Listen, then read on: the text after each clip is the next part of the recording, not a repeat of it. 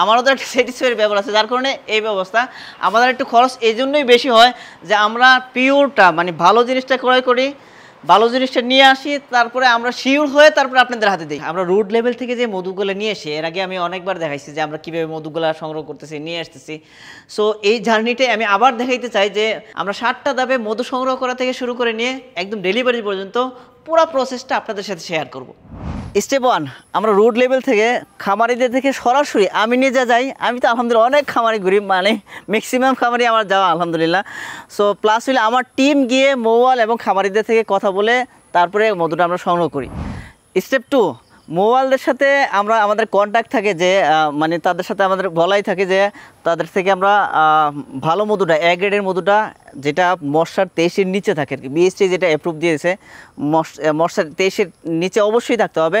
আসলে ভালো মধু বাইরের কাছে যদি জিজ্ঞেস করি যে আপনি এই বছর গ্রেডটা কেমন গ্রেডের মধুটা উৎপাদন করছেন, প্লাস হইলো এটা সত্য কথা বলবেন, যেহেতু মধুগুলা খায় মানুষ উপকারের জন্য। আমরা যদি মধুগুলা বিক্রি করি, মধুগুলা যদি খায় উপকার না পায়, তাহলে তো ওই মধুগুলা মানে ওইটা না খাওয়াই ভালো।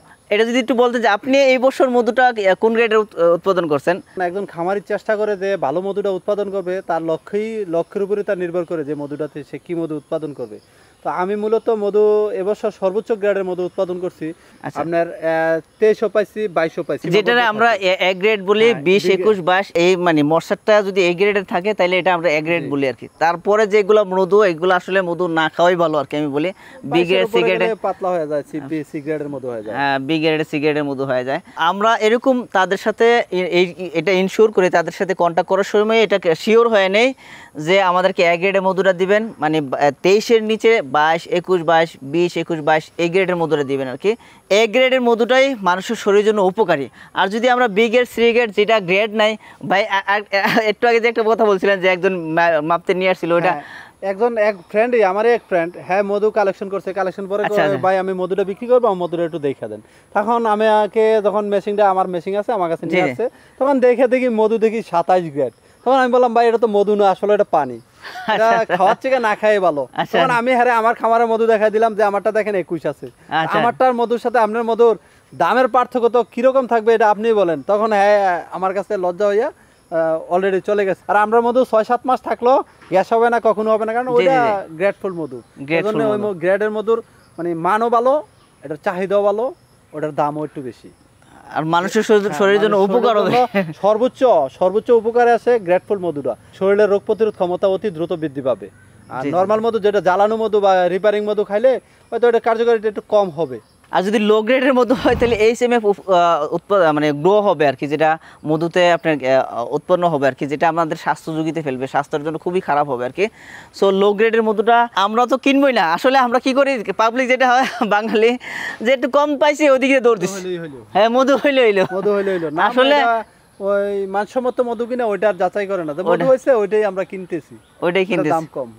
স্টেপ 3, আমাদের যে আলহামদুলিল্লাহ যে ড্রামগুলো আছে, আসলে এই ড্রামগুলো কোন খামার থেকে আসছে, কোন মোবাইল থেকে আসছে, এটাকে রেজিস্টার করার জন্য আমরা যেটা করি, এখানে আমরা এই যে রেজিস্ট্রি খাতা আছে, এই রেজিস্ট্রি খাতাতে লিপিবদ্ধ করে এখানে আমরা ওয়েট দিই। হ্যাঁ, এই যে ওয়েট মেশিন আছে, ওয়েট মেশিনে ওয়েট দেওয়ার পরে তারপরে আমরা এখানে স্টিকার লাগাই দিই। হ্যাঁ, স্টিকারটা লাগাই দেওয়ার কারণে যেটা হয় সেটা হলো আমরা আমাদের কোন খামার থেকে আসছে এবং কোন মোবাইল থেকে আসছে এটা আমরা পরবর্তীতে স্যাম্পল কালেক্ট করার জন্য এবং এই ড্রামের মধ্যে যে মধুটা আছে মধুর ইনফরমেশনটা ক্লিয়ারভাবে জানার জন্য এটা আমাদের খুব সাহায্য করে আর কি।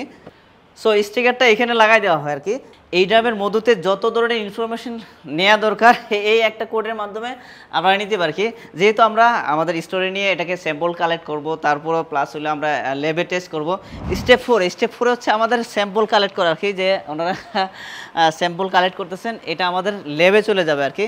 প্রত্যেকটা ড্রাম থেকে যে এখানে যে কিউআর কোডটা আছে, হ্যাঁ এই যে আমি একটু দেখাই, এখানে দাঁড়ান এখানে এই কোডটা এখানে লিখে রাখবে আর কি, লিখে জাস্ট এখানে ল্যাবে পাঠাই দিবে। প্রত্যেকটা ড্রাম থেকে স্যাম্পল কালেক্ট করবে, এরকমভাবে কোডটা লিখে ল্যাবে পাঠাই দিবে। সো এটার দ্বারা যেটা হবে যে কোনো ভেন্ডর আমরা তাদেরকে ধরতে পারবো না, অথবা তারা আমাদের সাথে মানে খারাপই করবে অথবা খারাপ জিনিস দিয়ে দিবে, এটা সম্ভব না আর কি। যে আমারও তো একটা স্যাটিসফাইয়ের ব্যাপার আছে যে আসলে আপনাদের কাছে আমি অরিজিনাল প্রোডাক্টটা মানে ভালো প্রোডাক্টটা অথেন্টিক প্রোডাক্টটা গ্রেডের মধুটা আপনাদের কাছে দিচ্ছি কিনা আমারও তো একটা স্যাটিসফাইয়ের ব্যাপার আছে, যার কারণে এই ব্যবস্থা। আমাদের একটু খরচ এই জন্যই বেশি হয় যে আমরা পিওরটা মানে ভালো জিনিসটা ক্রয় করি, ভালো জিনিসটা নিয়ে আসি, তারপরে আমরা শিওর হয়ে তারপরে আপনাদের হাতে দিই। স্টেপ 5 হচ্ছে এটা হচ্ছে আমাদের ল্যাব। আলহামদুলিল্লাহ এটা আমরা নতুন করছি আর কি। আমাদের ল্যাবটা আগে একটু ছোটো ছিল আর কি, মাইক্রোস্কোপ ছিল, আগে 4টা টেস্ট করা যেত আর কি, এখন 7টা টেস্ট করা যাবে এখানে আলহামদুলিল্লাহ। আসলে আমরা এখানে প্রথমেতে 2-3টা টেস্ট করলে আমরা বুঝতে পারি যে মধুর গ্রেডটা কত, প্লাস হলে এটা কি আসল মধু না নকল মধু, না এটার মধ্যে কোনো ভেজাল করাইছে, তখন এটা আমরা বোঝা যায় আর কি। বাদ বাকি হলো আরও 4টা টেস্ট করে এটা আমরা শিওর হইতে পারি যে এটা আসলে নকল মধু না ভেজাল মধু। এই জন্য 7টা টেস্টই ব্যবস্থা এখানে আছে। তো প্রথমে প্রাথমিকভাবে আমরা সবগুলোতে 3টা টেস্ট করি আর কি, মেনলি 3টা টেস্ট করে আমরা এটা গ্রেড কত আছে অথবা এটা কি ভেজাল মধু না নকল মধু এটা এইখানেই বোঝা যায় আর কি।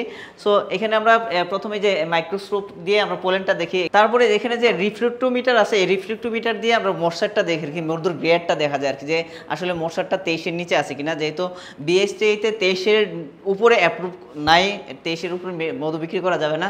যে গ্রেডের মধ্যে সবচেয়ে ভালো গ্রেডের মধ্যে হচ্ছে হইলো আপনার 19, 20, 21 এই 3টা গ্রেডের মধ্যে যদি পাওয়া যায় সবচেয়ে ভালো গ্রেডের, আমরা চেষ্টা করি এই 3টা গ্রেডের মধু কেনার জন্য।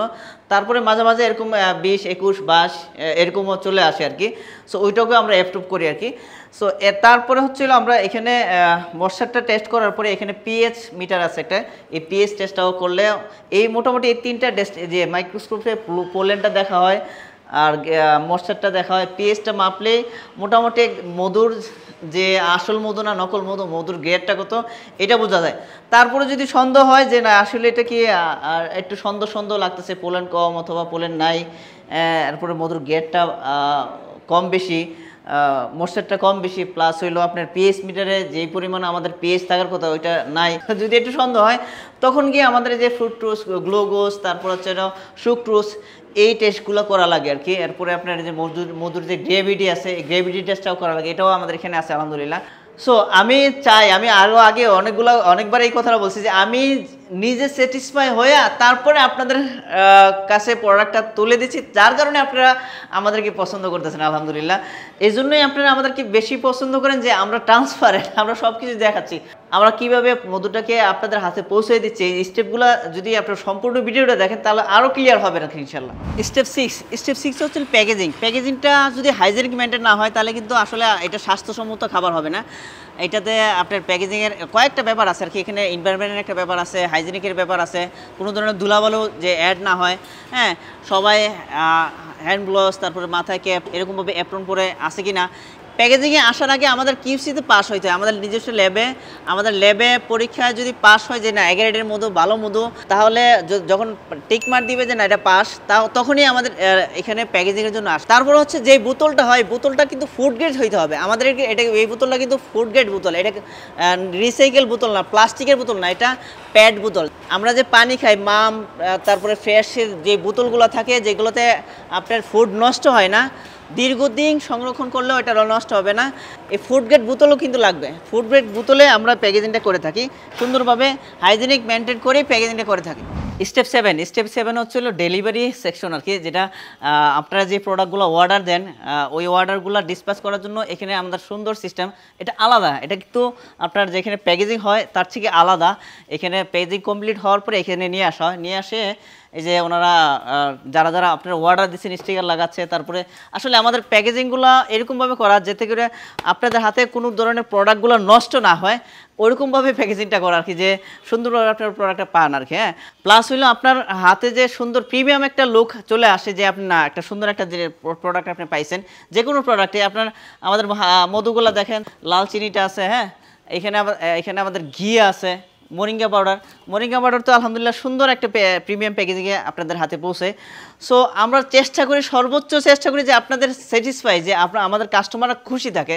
হ্যাঁ, কাস্টমারদের একটা প্রোডাক্ট পেয়ে যে কাস্টমার কোনো কমপ্লেন না করতে পারে সেই চেষ্টাটা আমরা করি, যার কারণেই কিন্তু 98.5% কাস্টমার আমাদের উপরে হ্যাপি, আমাদের উপরে খুব সন্তুষ্ট, স্যাটিসফাই। এটা আমাদের একটা খুশির বিষয় অথবা গর্বের বিষয় আর কি, যে আমরা 98.5% 100% কাস্টমারকে স্যাটিসফাই করতে পারছি। নেজারের শুরু থেকে এই পর্যন্ত আলহামদুলিল্লাহ 2 লক্ষের অধিক কাস্টমারকে আমরা মধু খাওয়াইতে পারছি। এটা আসলে খুব ভালো লাগার বিষয় আর কি, যে আমাদের থেকে এতগুলো মানুষ মধু নিয়ে খাইছে, প্লাস হলো ভালো ফিডব্যাক দিচ্ছেন। এই যে আমরা পুরো 7 স্টেপটা দেখাইলাম, কারণ হচ্ছিল আমরা চাই আমাদের কাস্টমারদের সাথে আমাদের কানেক্টিভিটি বাড়ুক। আমি চাই যে আমাদের কাস্টমাররা আমাদের ব্যাপারে ট্রান্সপারেন্ট থাকুক আর কি। আমি সবগুলো বিষয় শুরু থেকে, আমি রুট লেভেল থেকে যখন আমি কোনো জিনিস সোর্সিং করি এগুলো আমি কিন্তু দেখাইছি, যার কারণে আমার কাস্টমার আমার উপরে ভরসা রাখেন, আমাকে পছন্দ করেন। সো আমাদের যে কোনো প্রোডাক্ট আপনার পারচেস করতে হলে যেটা করতে হবে, স্ক্রিনে দেওয়া নাম্বারে কল করতে হবে, অথবা আমাদের পেজে মেসেজ করতে হবে, অথবা আমাদের ওয়েবসাইটে গিয়ে আপনারা পারচেস করতে পারবেন। চলুন আমরা আমার কেমিক্যাল থেকে বের হয়ে প্রকৃতির দিকে ফিরে আসি। সুস্থ থাকুন, ভালো থাকুন প্রকৃতির সাথে। জাযাকাল্লাহু খাইরান।